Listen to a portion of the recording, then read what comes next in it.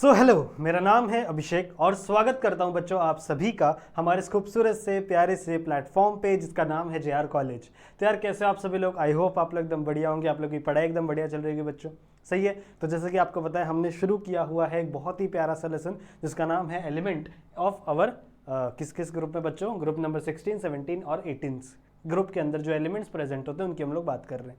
बहुत सारे lecture already हमारे इस लेसन के ऊपर बन चुके हैं। सही है। अगर आप लोग देख रहे हो तो दिस इज लेक्चर नंबर 6। बहुत बड़ा लेसन है तो शायद बहुत सारे लेक्चर्स बने इसके ऊपर। ठीक है, 10-11 वीडियोस बन सकते हैं, पर मैं हर एक चीज़ आप लोग को डिटेल में समझाने की कोशिश कर रहा हूँ। जितनी चीज़ें पॉसिबल होती हैं, जितने टॉपिक्स आपके बुक में दिए गए हैं, जितने पॉइंट्स आपके बुक में इंपॉर्टेंट दिए गए, वो हर एक लाइन में आप लोग के लिए मेंशन कर रहा हूँ इस पूरे के पूरे लेक्चर के अंदर। सही है। तो जरूर से बच्चों इस वीडियो को एंड तक देखना। सही बात है। जो लास्ट वाला लेक्चर था, आई होप आप लोगों ने देखा होगा, वहां पे हम लोग ने बेसिक केमिकल प्रॉपर्टीज के बारे में बात की थी बच्चों। आपके जितने भी एलिमेंट्स प्रेजेंट होते हैं ग्रुप नंबर 16, 17 और 18 के अंदर। सही है। इन एलिमेंट्स के जितने भी प्रॉपर्टीज थे उन सारे केमिकल प्रॉपर्टीज की हम लोगों ने बात की कि भैया इनका केमिकल कॉन्फ़िगरेशन कैसे होता है, इलेक्ट्रॉनिक कॉन्फ़िगरेशन कैसे होता है, कैसे ये रिएक्शन करते हैं, किस प्रकार से इलेक्ट्रॉन को डोनेट करते हैं या एक्सेप्ट करते हैं, कौन कौन से ऑक्सीडेशन स्टेट्स पॉसिबल होते हैं, कौन से कॉमन ऑक्सीडेशन स्टेट्स होते हैं। ऐसी बहुत सारी बातें बच्चों हम लोगों ने लास्ट वाले लेक्चर में की थी। अगर आप लोगों ने नहीं देखा होगा तो जरूर से जाके बच्चों इस लेक्चर को देखना। सही है। आज के इस लेक्चर में बच्चों we are going to discuss about chemical reactivity. हम लोग बात करेंगे बच्चों केमिकल रिएक्टिविटी के बारे में। हम लोग आज बात करेंगे कि कौन सा केमिकल, मतलब कौन से आपके ग्रुप के एलिमेंट्स किस केमिकल के साथ किस तरीके से रिएक्शन करते हैं और किस टाइप का कंपाउंड वो फॉर्म करते हैं। तो आज basically we are going to talk about reactions. आज हम लोग बात करने वाले बच्चों रिएक्शंस के बारे में। बहुत सारे रिएक्शंस पढ़ेंगे, तो अगर आपने पिछला वाला वीडियो देखा है तो आपको ये वाला वीडियो थोड़ा ज़्यादा बेटर तरीके से समझ में आएगा। इसलिए मेरी रिकमेंडेशन यही है कि पहले के जितने भी वीडियोस मैंने बनाए हैं, दिस इज लेक्चर नंबर 6, तो इसके पहले 5 लेक्चर्स अपलोड हुए हैं, उन चीज़ों को जरूर से देखना। कहाँ मिलेगा? प्लेलिस्ट में मिल जाएगा बच्चों, हमारे ही इसी चैनल पर जो प्लेलिस्ट बनाई हुई है उसी प्लेलिस्ट में आप जाइए, वहाँ पर आप लोग को सारे के सारे वीडियोज़ मिल जाएंगे। सही बात है। ठीक है। तो इन वीडियोस को पढ़िए, चेकआउट करिए, पूरी चीज़ें समझिए, नोट करिए, सब कुछ मैंने आप लोग को वहाँ पर डिटेल में समझाया हुआ है। सही बात है। ठीक है। सो चलो बच्चों आज शुरू करते हैं लेक्चर नंबर 6 को। सही है। कोई भी अगर बच्चों अगर आपको डाउट होता है तो आप डाउट्स अपने सॉल्व करवा सकते हो डायरेक्ट मेरे साथ, मुझसे कनेक्ट कर कैसे कनेक्ट करोगे बच्चों? इंस्टाग्राम पे, ये मेरे इंस्टाग्राम की आईडी है, आप यहाँ पर आ सकते हो, मुझसे डायरेक्ट कनेक्ट कर सकते हो। ठीक है। फॉलो भी कर लेना बच्चों, 5000 फॉलोवर्स कंप्लीट होने वाले हैं मेरे। सही है।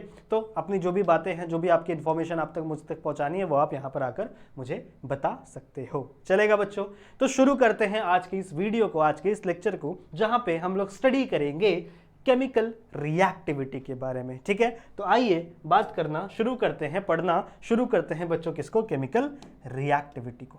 ध्यान से देखेंगे, मैंने यहाँ पे दिया हुआ बच्चों केमिकल रिएक्टिविटी। सबसे पहले समझो केमिकल रिएक्टिविटी मतलब क्या है।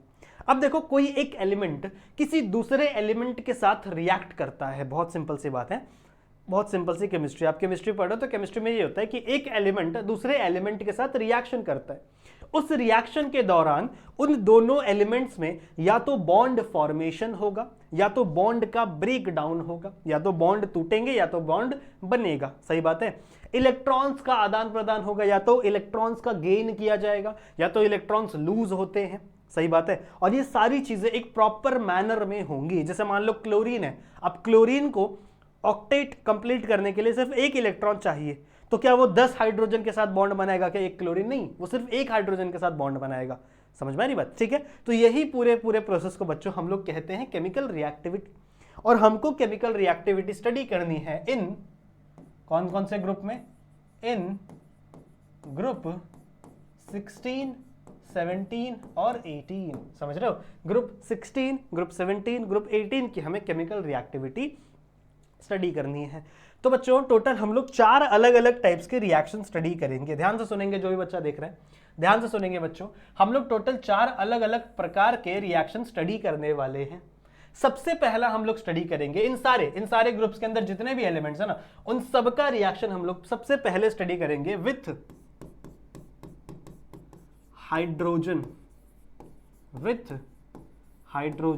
की ये जो ग्रुप्स के एलिमेंट्स हैं, ग्रुप नंबर 16, ग्रुप नंबर 17, 18, सही है। तो इन ग्रुप्स के जो एलिमेंट्स है बच्चों, वो किस प्रकार से हाइड्रोजन के साथ रिएक्ट करते हैं। वैसे आपको पढ़ना सिर्फ 2 ही ग्रुप है, ग्रुप 16 और 17 ही पढ़ना है। 18 वैसे ज्यादा रिएक्ट ही नहीं होता, बहुत लीस्ट रिएक्टिव है बच्चों, तो इसका ज्यादा कुछ पढ़ना ही नहीं है। आप लोग ऐसा इमेजिन करो कि आपको सिर्फ 2 ही ग्रुप पढ़ना है, समझ रहे हो, क्योंकि 18 आपको बहुत कम पढ़ना है। 18 में हमेशा स्टेटमेंट लिखना है कि भैया ये जो एलिमेंट्स है ये नोबल गैस है, इनर्ट गैसेस है, दैट्स व्हाई ये ज्यादा रिएक्शन शो नहीं करते हैं। बस यही स्टेटमेंट लिखना है बच्चों, वो मैं आप लोगों को लिख के दे दूंगा, टेंशन मत लो।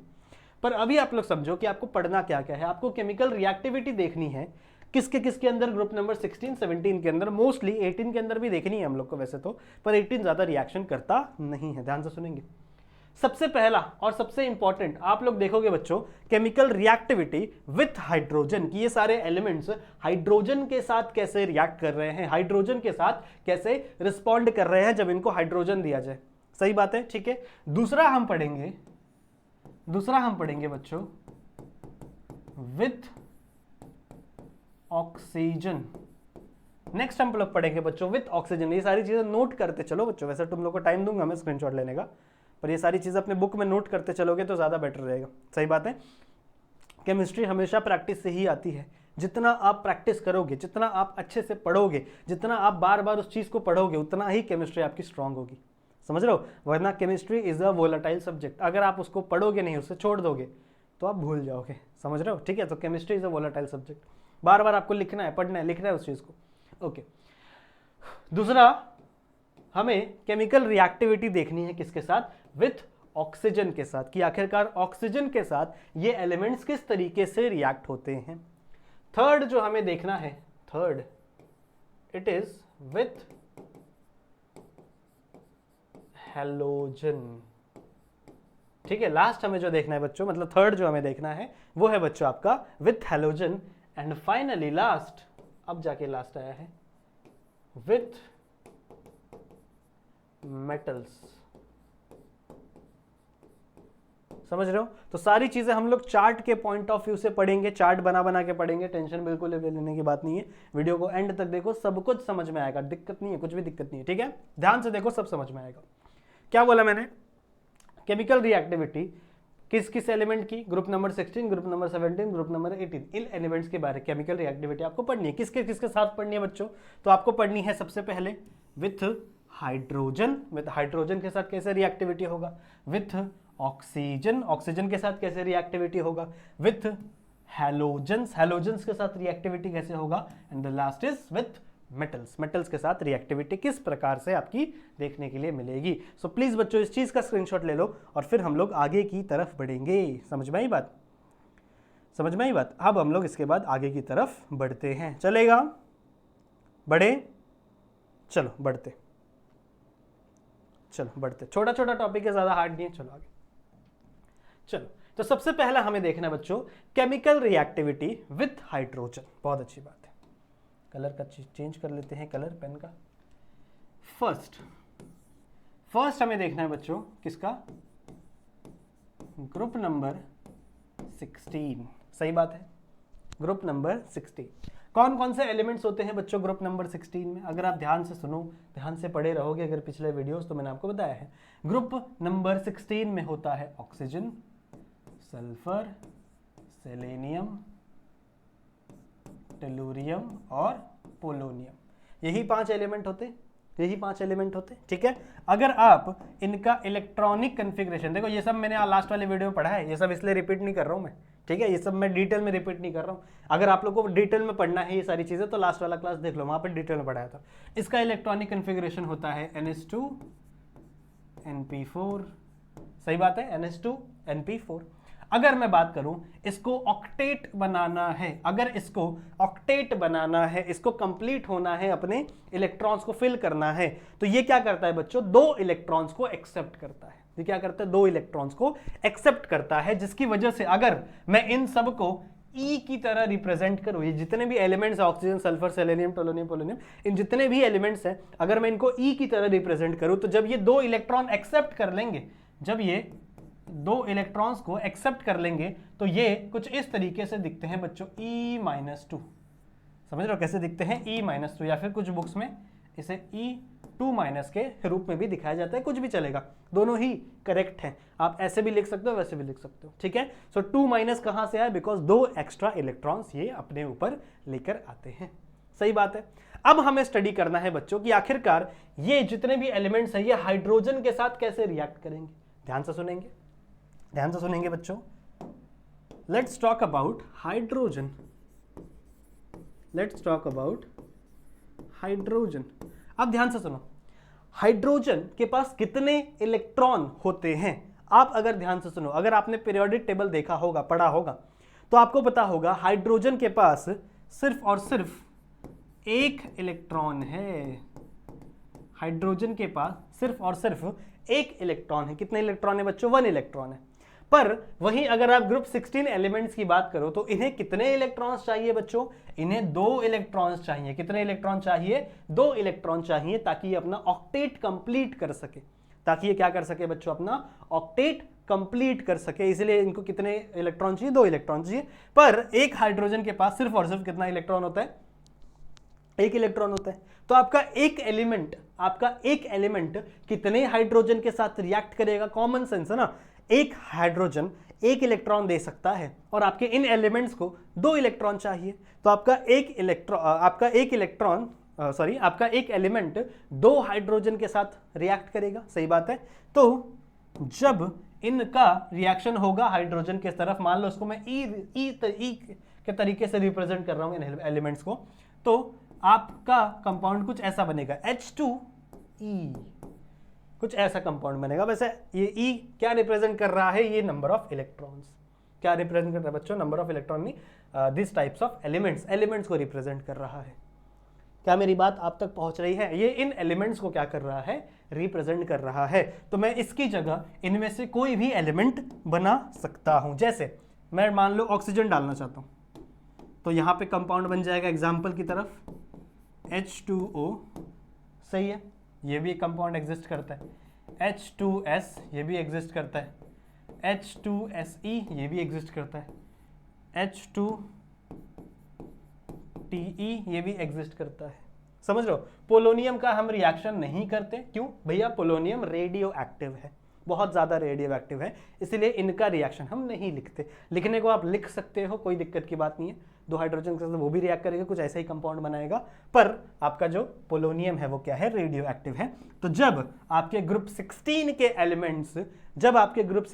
एलिमेंट्स हाइड्रोजन के साथ रिएक्ट करते हैं तो कुछ इस प्रकार का कंपाउंड बनाते हैं। और मैंने आपको रीजन भी बता दिया कि क्यों यहां पर 2 हाइड्रोजन ही रिएक्ट कर रहे हैं। क्यों यहां पर 3 हाइड्रोजन लिख सकता था मैं, 4 लिख सकता था, 5 लिख सकता था। सही बात है ना, मैं 6 भी लिख सकता था, मेरी मर्जी।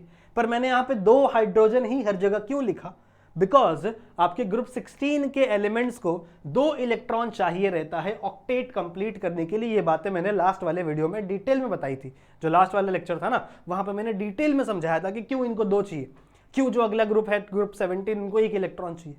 समझ रहे हो। तो इनको 2 इलेक्ट्रॉन चाहिए और हाइड्रोजन सिर्फ 1 इलेक्ट्रॉन दे सकता है बच्चों एक बार में। दैट्स वाई यहां पर 2 हाइड्रोजन के साथ बॉन्ड बनाते हैं और कुछ इस तरीके का जनरल फॉर्म बनता है। This is the general form जहां पे आपका E इन एलिमेंट्स को रिप्रेजेंट कर रहा है और अगर आप इन E की जगह इन एलिमेंट्स को सब्स्टिट्यूट करोगे तो आपको कुछ इस प्रकार के कंपाउंड देखने के लिए मिलेंगे। समझ में आई क्या बात, आपको कुछ इस प्रकार के एलिमेंट्स देखने के लिए मिलेंगे। समझ में आई, समझ में आई बात, समझ में आई बात। ठीक है, ठीक है, ठीक है, ठीक है, ठीक है। चलो आगे बढ़े।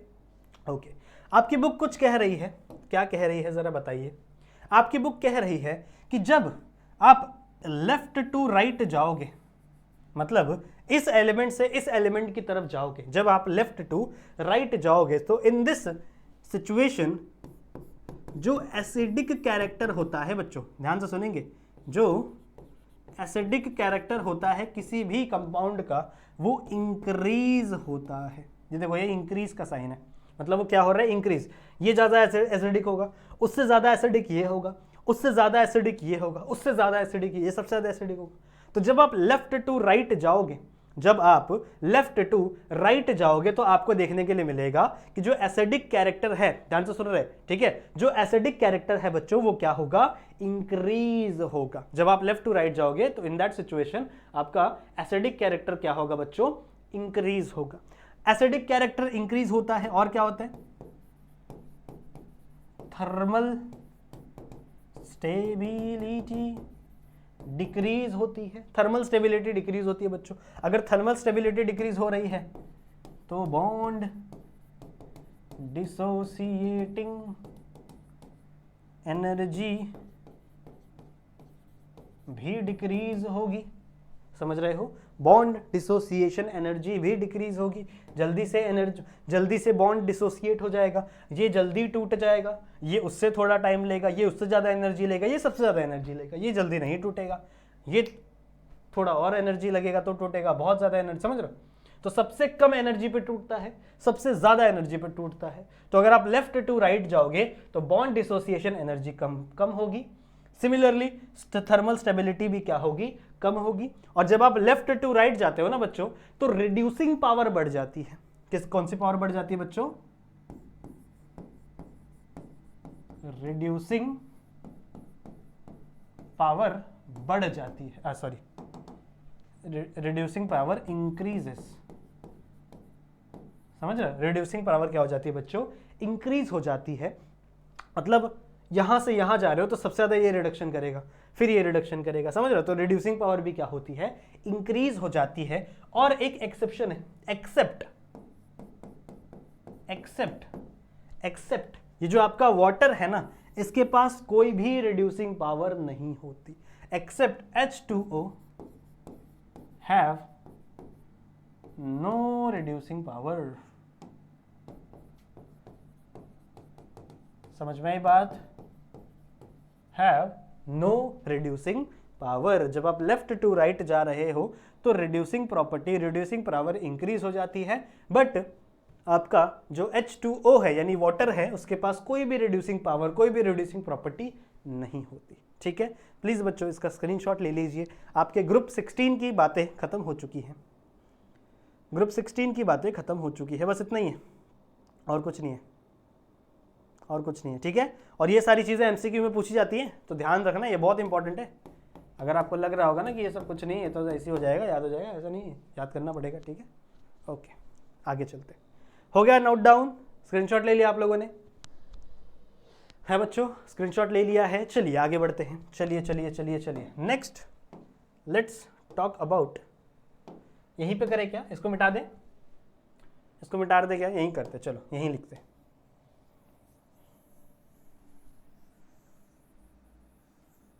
इसको मिटा देते हैं, ओके।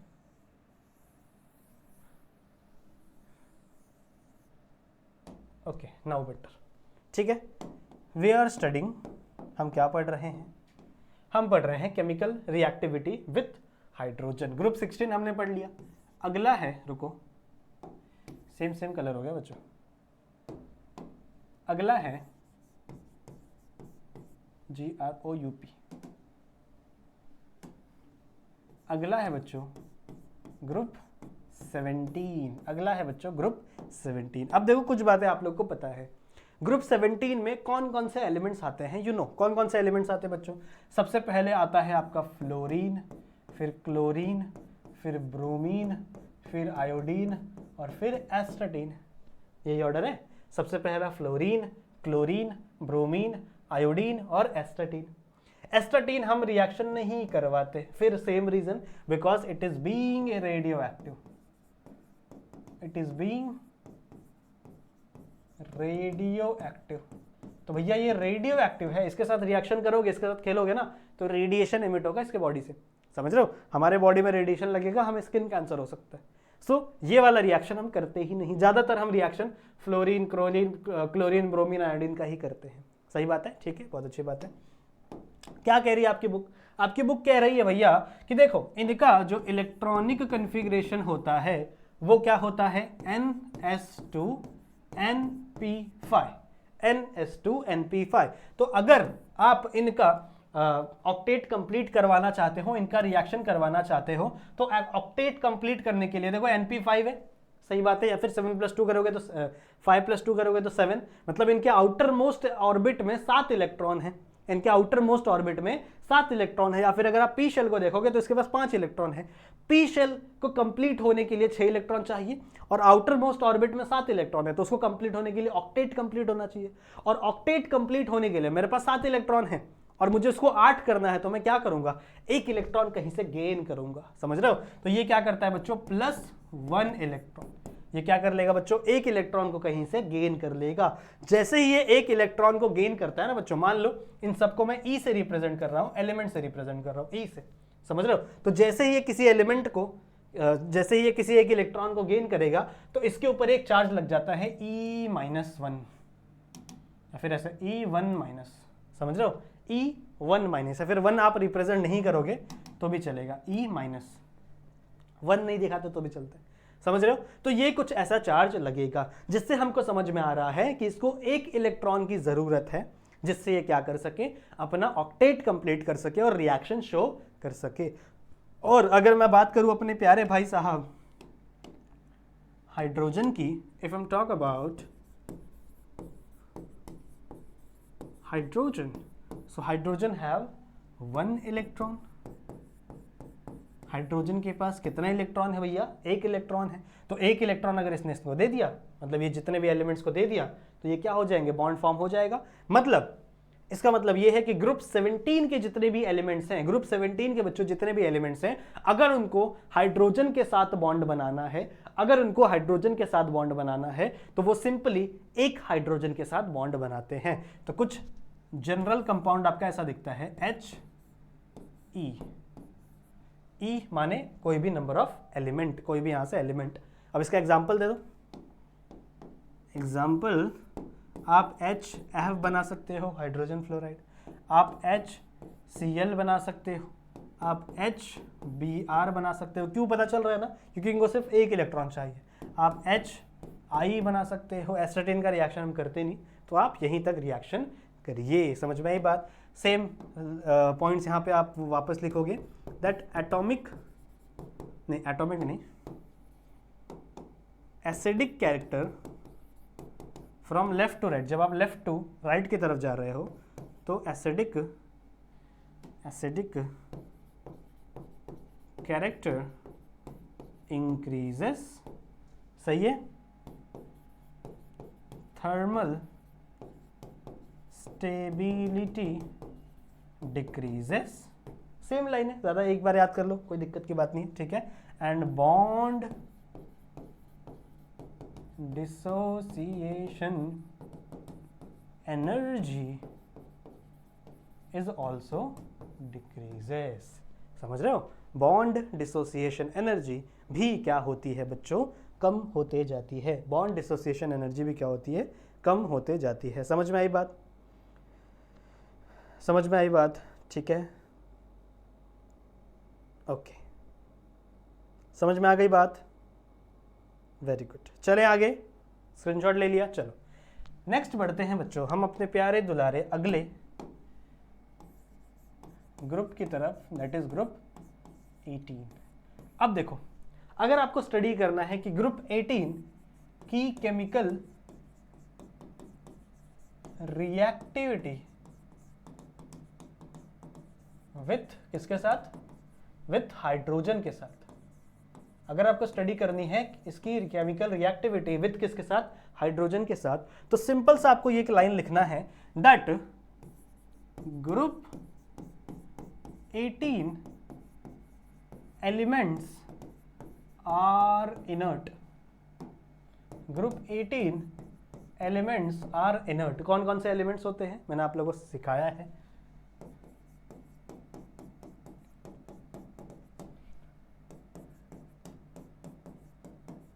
ये एलिमेंट्स होते हैं, सही बात है, मैंने आपको सिखाया ना, helium, neon, argon, krypton, xenon, radon. Radon भी एक्चुअली रेडियो एक्टिव है, तो इसका वैसे भी रिएक्शन होता नहीं है, सही बात है, तो इसको तो भूल ही जाओ।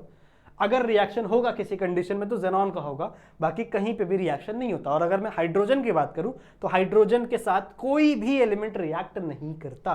तो आप सीधा लिखोगे ग्रुप 18 एलिमेंट्स आर इनर्ट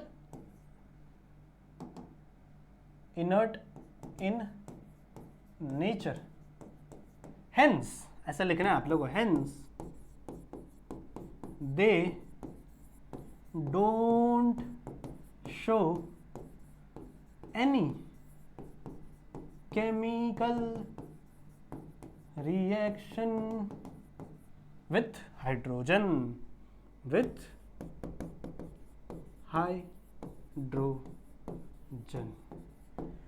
बस खत्म। यहां पे कुछ नहीं पढ़ना है आप लोग को। समझ में आ गया? समझ में आ गया बच्चों? ठीक है, समझ में आ गया। सो आई होप ये चीज़ें आप लोग को समझ में आ गई होंगी। एक बार रिकैप कर लो, हम लोग ने क्या पढ़ा। हम लोगों ने बच्चों पढ़ना है with hydrogen, with oxygen, with halogen, with metals chemical reactivity study करनी है, जिसमें से हमने ये वाला पार्ट कंप्लीट कर लिया है। ऐसे ही करके हमको सारे के सारे पढ़ना है, ठीक है। ग्रुप 16 का भी पढ़ना है, 17 का भी पढ़ना है, 18 का भी पढ़ना है।